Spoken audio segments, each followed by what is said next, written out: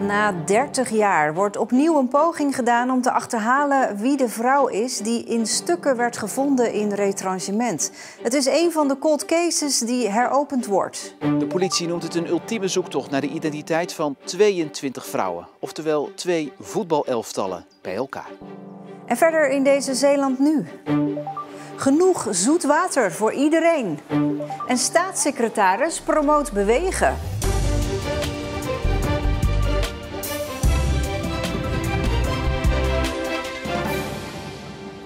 Goedenavond.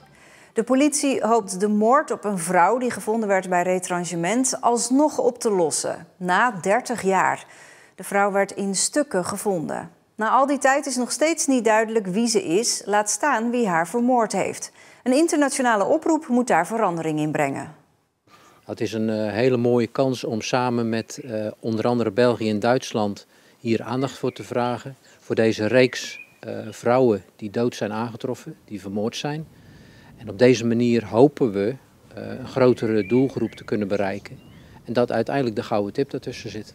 Het verhaal begint hier in 1994, als op een mooie, rustige zomeravond een toerist een schedel vindt in dit natuurgebied. Niet veel later vindt de politie in de sloot hiernaast de andere lichaamsdelen van de vrouw. De grote vraag is alleen, hoe ziet het verhaal er hiervoor uit en vooral, wie is het? Het politieonderzoek dat na de vondst wordt opgestart levert niks op. Laat staan dat duidelijk wordt wie haar om het leven heeft gebracht. De resten van de vrouw worden hier begraven op de algemene begraafplaats in Sluis. Tot 2017. Wanneer er de hoop is dat nieuw DNA-onderzoek misschien haar identiteit kan achterhalen. Dat doet het niet. Het enige wat het onderzoek oplevert is dat de vrouw vermoedelijk uit Oost-Europa afkomstig is. De DNA-mogelijkheden zijn gewoon vele malen groter dan in 1994. En vandaar dat we dat ingezet hebben. Uit dat onderzoek door het NFI is dus inderdaad vastgesteld dat ze grotendeels heeft gewoond in Oost-Europa. En mocht ze in West-Europa hebben gewoond, dan is dat ook maar heel kort geweest. De politie houdt nog altijd rekening met verschillende scenario's, maar of er ooit nog duidelijkheid komt, is onzeker. Ja, we zijn natuurlijk bijna 30 jaar verder. Op een gegeven moment houdt het ook een keer op. En de zaak blijft altijd een cold case. Dus op het moment dat er nieuwe aanwijzingen komen, dan zullen we die zeker weer oppakken. Maar ik denk als het nu niet lukt, dan wordt het echt heel lastig. Zoet water voor alle Zeeuwen wordt de komende 4 jaar een van de belangrijkste thema's voor Waterschap Scheldelstromen. Het waterschap gaat zich actiever bemoeien met dat zoete water, maar het is niet de bedoeling dat mensen daardoor meer moeten betalen aan het waterschap, zegt de BBB, nieuwkomer in het waterschapsbestuur.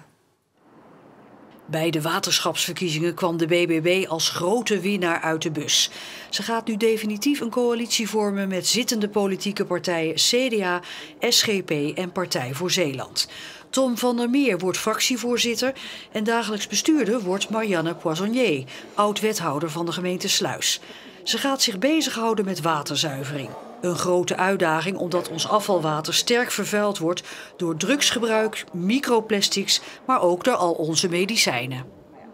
We willen eigenlijk ook proberen om toch nog richting ook de medische wereld, om te zien of dat ze misschien voor zware medicijnen toch iets van een gesloten afname kunnen doen. Al is het maar met een tijdelijke toilet of zoiets. Maar daarvoor moeten we wel nog in gesprek met de medische wereld en wat de mogelijkheden zijn. Maar we willen gewoon toch die belastende stoffen proberen terug te dringen of in ieder geval te voorkomen dat ze gewoon bij ons in de natuur komen.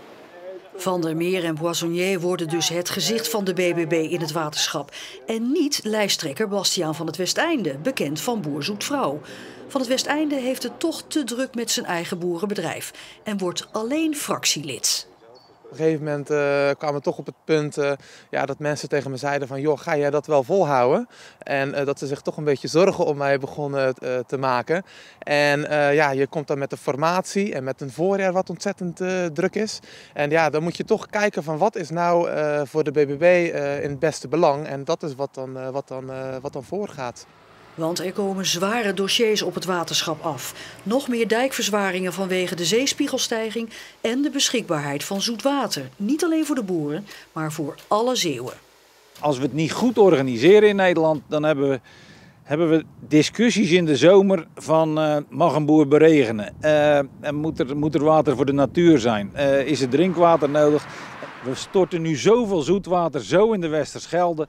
Laten we kijken hoe kunnen we het vasthouden, met alle partijen daarover praten, in plaats van alleen vergaderen als het 40 graden is. Bij het kantoor van het waterschap is Ariane Lafort. Ja, Ariane, dat klinkt wel als kostbare projecten. Ja, en dus denkt iedereen natuurlijk gelijk weer aan tariefsverhogingen. Als je googelt, dan kom je erop uit dat een gemiddeld gezin in Zeeland nu al vele honderden euro's per jaar kwijt is aan het waterschap. En als dat verhoogd zou worden, flink verhoogd, ja, dan gaat dat toch behoorlijk doorwegen. Dus hoorde ik vandaag, het motto voor de komende jaren wordt: het moet haalbaar en betaalbaar blijven. Ja, maar dat geld moet natuurlijk wel ergens vandaan komen. Waar dan? Nou, zegt de BBW en trouwens ook andere partijen in het waterschap, we gaan nog fanatieker richting de Unie van Waterschappen en ook het Rijk. Want het kan niet zo zijn dat omdat wij in Zeeland dan toevallig aan de zee wonen, dat deel van Nederland dat aan de zee ligt, dat we daardoor dijkverzwaringen nodig hebben, dat er daardoor hier veel zout en minder zoetwater is. Je kan de Zeeuwen daar dus niet alleen voor laten opdraaien. Er moet financiële hulp komen. Dankjewel, Ariane. Opnieuw vertraging bij de bouw van Hotel Britannia op de boulevard in Vlissingen. Nu doordat er PFAS in de bodem zijn gevonden. PFAS kunnen in bepaalde hoeveelheden schadelijk zijn voor de gezondheid. Maar volgens de GGD lopen omwonenden geen gevaar. De grond is nu afgedekt. De ontwikkelaar stelt de gemeente aansprakelijk voor de grondvervuiling. De PFAS zouden in de grond terecht zijn gekomen door blusdemonstraties tijdens Rescue, beweert de ontwikkelaar. Maar zowel Rescue als de gemeente ontkennen dat. Lekker een potje voetballen, maar dan net even iets langzamer. Walking voetbal bij VV Seroskerken. Volgens staatssecretaris Maarten van Ooyen precies wat ouderen moeten doen, bewegen. Ik vind het vooral heel mooi als er zulke initiatieven zijn die echt alle energie erin gooien. Om lekker, ook als je wat ouder bent, aan het bewegen te blijven. Bij walking voetbal mag er dus niet gerend worden. En dat komt de oudere sporters heel goed uit. Ja, de jaren gaan een klein beetje tellen. En dan scheur je ongeveer alles af wat je in je benen nog hebt. En dat is niet echt handig. En dan zie je toch dat iedereen ongeacht zijn leeftijd goed mee kan komen. De oudste van ons is 77 jaar en die doet het ook nog. De sport houdt de senioren niet alleen fit, maar het is ook nog eens heel gezellig en voorkomt eenzaamheid. Leerlingen van het Calvijn College uit Middelburg raceten vanmiddag op hun zelfgemaakte step over het terrein van scheepswerf Damen in Vlissingen. De race was een test of ze de steps wel goed in elkaar hadden gezet. En dat was best gelukt. Ja, eigenlijk best leuk. Ja, gewoon een soort andere ervaring. Ja, ik vond de resultaten prachtig. Ze hebben echt een fantastisch productje afgeleverd. Toch zaten niet alle steppen even goed in elkaar. Ging op het begin wel goed, maar toen ging iemand anders erop. En toen brak het achterwiel af, ja. De race werd gehouden door bedrijfsschool Metaalwerk om jongeren te interesseren voor het werken met metaal en in de techniek. Dat is heel belangrijk en dat willen we eigenlijk meegeven. Dat ze een goede, bewuste keuze maken. Nou, ik wil misschien ook wel iets in de techniek doen en het lijkt me gewoon wel vet. Ja. Het idee van je boeltje pakken en naar een tropisch eiland vertrekken komt bij meerdere mensen wel eens in het hoofd voorbij. Maar er zijn er niet zoveel die dat plan ook echt uitvoeren. Fred en Mira Groen uit West-Soeburg doen het wel. Over een paar weken emigreren ze naar het eiland van de goden in Indonesië, Bali. Van het ene eiland naar het andere eiland. En van de ene cultuur naar de andere cultuur. Even kijken of we nog een plekje hebben. Fred en Mira Groen zijn er klaar voor. Ze gaan emigreren van Walcheren naar Bali. Ja, waarom Bali? Daar ligt ons hart, daar ligt onze ziel, onze zaligheid. Ik zelf kom er al 35 jaar, Mira wat korter. En ja, we hebben daar gewoon ons hart verloren. Jij ook, Mira? Ja, helemaal verliefd op Bali. Fred en Mira hebben op het Indonesische eiland zelfs een eigen stichting opgericht voor schoolkinderen. Gift for Bali. En dan denk je aan een stukje medische hulp, wat we kunnen bieden. Mira met haar achtergrond natuurlijk als verpleegkundige.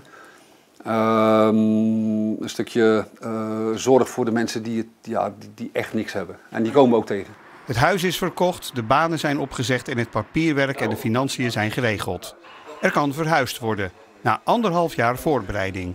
Ons doel was eigenlijk als Fred 62,5 zou zijn om te gaan. Maar gedurende de pandemie langer en langer bleef duren en we niet naar Bali konden, hebben we op den duur gewoon besloten om toch gewoon eerder te gaan om te kijken of die mogelijkheid er was. Dat hebben we onderzocht samen met een financieel adviseur. En toen bleek eigenlijk dat we het gewoon konden gaan doen. En toen hebben we gewoon ook besloten om het te doen. Fred en Mira gaan een ruim huis huren in de buurt van de bekende badplaats Sanur. Maar zullen de 55-plussers Zeeland toch niet gaan missen? Natuurlijk, maar ja, anders als hier denk ik heel veel eigen kinderen of ouders nog achterlaat. Wat dat betreft hebben wij dat niet. Fred Groen heeft zijn hele leven in Zeeland gewoond en is een bekende in de Zeeuwse duikwereld. Hij was jaren actief voor wrakduikstichting De Roompot. Dat laat hij allemaal achter.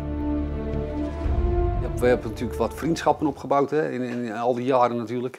Natuurlijk altijd heel druk met duiken bezig geweest, hè, met de stichtingen, noem het maar op, het wrakduiken. Ja, natuurlijk ga je mensen missen. Aan de andere kant denk ik van ja, we hebben tegenwoordig zoveel mogelijkheden om contact te houden. Via WhatsApp of via Messenger of Facebook of wat dan ook. En dan zeg ik altijd van ja, het meeste wat ik ga missen is Michieltje, onze Michiel. Maar zelfs zijn zeeheld hoeft Fred niet te missen, want die gaat mee als tatoeage op de borst. We zeggen ook tegen de mensen, we nemen geen afscheid. We zeggen Sampa Jumpa Lagi, oftewel voel je welkom bij ons huis daar. Eind mei vliegen Fred en Mira Groen naar Bali. Voorgoed.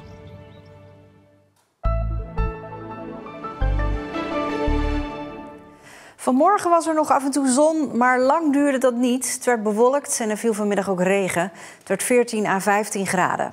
Morgen lijkt een beetje op vandaag. Vooral landinwaarts is er kans op regen of zelfs onweer. De temperatuur gaat iets omhoog. En op onze website vind je het verhaal over Roze Zaterdag en de problemen met de trein. Er zijn in juni werkzaamheden aan het spoor, waardoor de treinen niet rijden. En laat dat nou net ook op zaterdag 17 juni zijn, de dag dat in Goes Roze Zaterdag wordt gehouden. Maar ze hebben een oplossing gevonden, iets met ABBA en roze koeken. Meer op onze website en in de app. Dit was Zeeland Nu. Een hele fijne avond.